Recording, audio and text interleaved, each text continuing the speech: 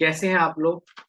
तो हमने last 3 videos में बहुत अच्छे से क्लियर किया और चीजों को। तो इस बार भी हम आज जो करने जा रहे हैं वो हम करने जा रहे हैं past adjustment with past adjustment with average profit. Past adjustment with average profit. Average profit हमने आज ये टॉपिक करना है कि पास एडजस्टमेंट में एवरेज प्रॉफिट कैसे किया जाता है। यानी अगर हमने किसी प्रॉफिट या लॉस को ट्रीट करना है, उसकी एडजस्टमेंट करनी है, तो सर उसको कैसे किया जाता है वो चीजें यहाँ पर क्लियर करेंगे। तो आप क्लियर करने से पहले मैं आपको यहाँ पर चीजें बताऊंगा, वो एडजस्टमेंट आपको जरूर करना होगा, लेकिन वो चीजें हम क्वेश्चन के साथ साथ करेंगे। तो आइए सबसे पहला क्वेश्चन पढ़ते हैं हम। Question number 6, X and Y are the partner sharing profit and losses in the ratio 3:2। यानी आपको रेशियो दिए हुए 3:2। दे admit Z into partnership for 1/4 share in goodwill। यानी जो नया पार्टनर Z है उसको एडमिट किया गया है और उसको शेयर दिया गया है 1/4। Z bring in his share of goodwill in cash। Z लाता है गुडविल कैश में। Goodwill for this purpose is to be calculated at the 2-year purchase. ध्यान रहे हमारे लिए इंपॉर्टेंट चीज है 2-year purchase of average normal profit of past 3 year. कह रहा है कि आपको एवरेज प्रॉफिट करने पास्ट 3 ईयर्स के, 3 साल के, और प्रॉफिट 3 साल के आपको दिए हैं 16, 17, 18। प्रॉफिट 50,000 दिया है, लॉस 20,000 दिया है, और आपका दिया हुआ है 70,000 प्रॉफिट। और इसके बगल में उसके ब्रैकेट में कुछ चीजें लिखी हैं, उसका आप खास ध्यान रखिएगा।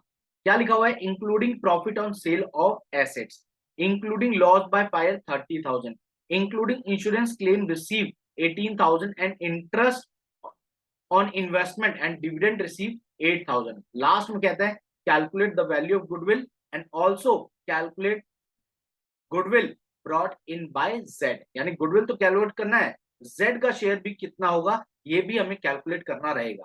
तो आइए हम सारी चीजों को क्लियर करते हैं और समझते हैं। तो सबसे पहले हम चलते हैं, एक स्टेटमेंट बनाते हैं, मतलब स्टेटमेंट शोइंग टोटल प्रॉफिट। हमें क्या निकालना है? Total profit. टोटल प्रॉफिट कैसे निकालेंगे? आइए स्टेटमेंट बनाते हैं, तब आपको समझ आएगा कि ये टोटल प्रॉफिट कैसे बनाया जाता है, कैसे निकाला जाता है। ये सब कुछ हम लोग देखेंगे यहाँ पर। तो ये है आपका अमाउंट, देन एडजस्टमेंट, उसके बाद आपका कॉलम है सबसे पहले ईयर का, देन प्रॉफिट का, नेक्स्ट इज एडजस्टमेंट, और अदर इज टोटल प्रॉफिट। चलिए, तो ये सारी चीजें हमें देखनी, लेकिन इस टेबल को बनाने से पहले आपको एक चीज ध्यान में रखना पड़ेगा। क्या? कि हमें एडजस्टमेंट करनी कैसे है। ये एडजस्टमेंट जो करोगे वो किस में करोगे और कैसे करोगे, ये चीज जानना आपको जरूर रहेगा। तो सर ध्यान रहे कि जो आपको प्रॉफिट दिया होगा, उसमें आपको एबनॉर्मल लॉस ऐड करना है और एबनॉर्मल गेन माइनस करना है। एबनॉर्मल लॉस ऐड करना है और एबनॉर्मल गेन माइनस करना है। यही फॉर्मूला आपको यहाँ पर लगाना है ताकि आपके सारे आंसर्स आ जाए। तो आइए मैं आपको दिखाता हूं यहाँ पर। सबसे पहले ईयर्स कौन कौन से हैं, ईयर्स हम देखते हैं। 16, 17, 18 लीजिए, लिखते हैं यहाँ पर 16, 17, 18। अब अमाउंट देखते हैं, अमाउंट कितना है? 50 प्लस 20 माइनस 70 प्लस 50 प्रॉफिट है, 20 माइनस में है, तो इस माइनस के लिए ब्रैकेट लगा दो, एंड देन 70 प्लस। चलिए अब इनकी एडजस्टमेंट पढ़ते हैं। कहते हैं including profit on sale of assets 5,000। 16 में बोल रहा है including profit on sale of assets, यानी प्रॉफिट हुआ है यानी ये एबनॉर्मल गेन है। क्या है? Abnormal gain. तो यहां पर देखो जो फॉर्मूला आपको मैंने लिखवाया है, profit plus abnormal loss minus abnormal gain. तो आप क्या करेंगे, गेन है आपका, और गेन कितना है ये भी चेक करिए। गेन है 5000 including profit on sale of assets 5000। तो ध्यान रहे 5000 है गेन, तो गेन हमेशा इधर माइनस किया जाएगा। ठीक है, आगे चलते हैं। आगे हम चलते हैं तो आगे हमारे पास 2017 में क्या है, 2017 में कहता है इंक्लूड लॉस बाय फायर 3000, यानी इसमें लॉस बाय फायर है 30,000, सॉरी 30,000। तो लॉस बाय फायर लॉस है हमारा, एबनॉर्मल लॉस है, तो 30,000 हमें ऐड करना रहेगा। ठीक है, आगे बढ़ते हैं। नेक्स्ट आगे बात करेंगे तो यहां लिखा हुआ है इंक्लूडिंग इंश्योरेंस क्लेम रिसीव, ये भी आपका गेन है, and interest on investment and dividend receive, it is also income.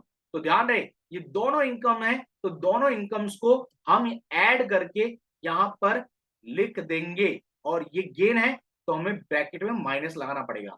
तो आपके समझने के लिए 18,000 प्लस 8,000, तो ये आपका 26,000 इस तरह से है। तो आइए अब इसको कैलकुलेट करते हैं। ये आ गया 45,000, ये आ गया आपका 10,000 प्लस में, ये आ गया 44,000। तो देखेंगे तो ये आपका जो टोटल आया, यह है टोटल प्रॉफिट 99,000। कितना आ गया? 99,000। आओ, अब 99,000 आया है तो हमें एवरेज प्रॉफिट जरूर निकालना है। तो एवरेज प्रॉफिट कैसे निकालेंगे?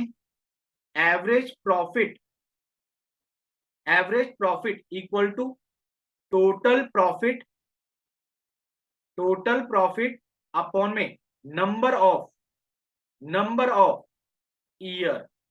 अब टोटल प्रॉफिट आपको देखो दिया है 99,000, यहां लिखेंगे टोटल प्रॉफिट 99,000। आपको 3 साल के प्रॉफिट दिए थे, तो ये अमाउंट आ गया 33,000। ओके डन, ठीक है। नेक्स्ट आगे बात करते हैं गुडविल। अब गुडविल कैसे निकाली जाती है ये आप ध्यान दें। Average profit into year purchase, ये फॉर्मूला बहुत बार आपने पढ़ा हुआ है, इससे आप फेमिलियर हो चुके हो।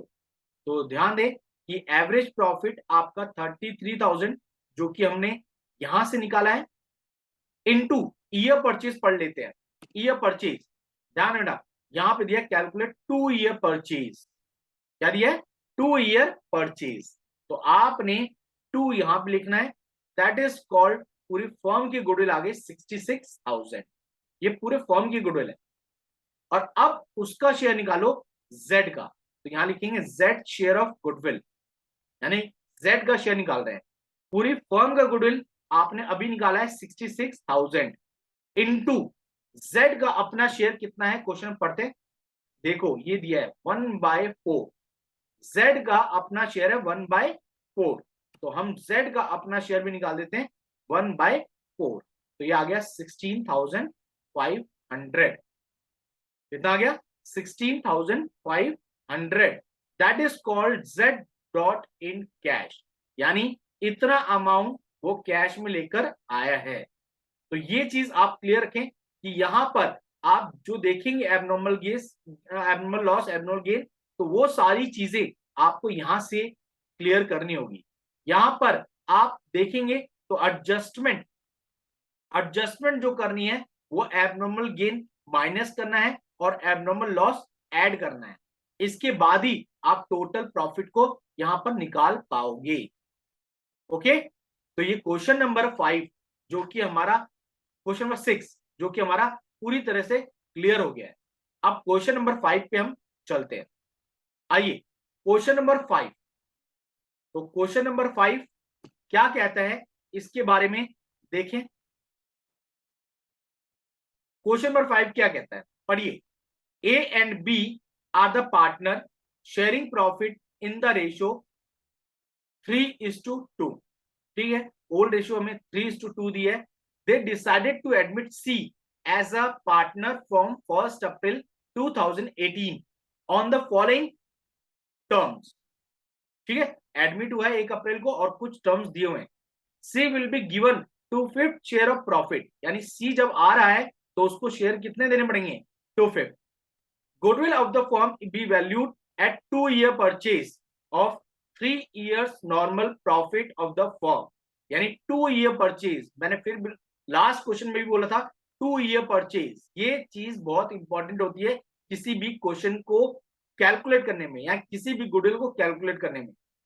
ठीक है, अब प्रॉफिट ऑफ प्रीवियस 3 year, आपको 3 साल के प्रॉफिट दिए, तो 3 साल के प्रॉफिट्स क्या क्या है देख लेते हैं। सर 18 में 30,000, 17 में लॉस, एंड देन 16 में 110। इसके साइड में भी कुछ लिखा है आफ्टर डेबिटिंग लॉस, ये लॉस है आपका। वॉलंटरी रिटायरमेंट पेड कर रहे हो, ये भी आप एक तरह का लॉस है। And then including a gain, बगल में बोल रहा है प्रॉफिट 30,000, ये आपका प्रॉफिट है। तो फाइनली हम क्या करेंगे, क्वेश्चन को निकालना स्टार्ट करेंगे। तो आइए हम क्वेश्चन निकालते हैं, उससे पहले हम लोग स्टेटमेंट तैयार कर लेते हैं। स्टेटमेंट क्या होगा, स्टेटमेंट शोइंग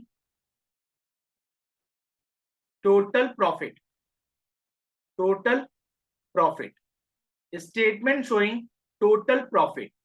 तो आइए टोटल प्रॉफिट हम पढ़ते हैं।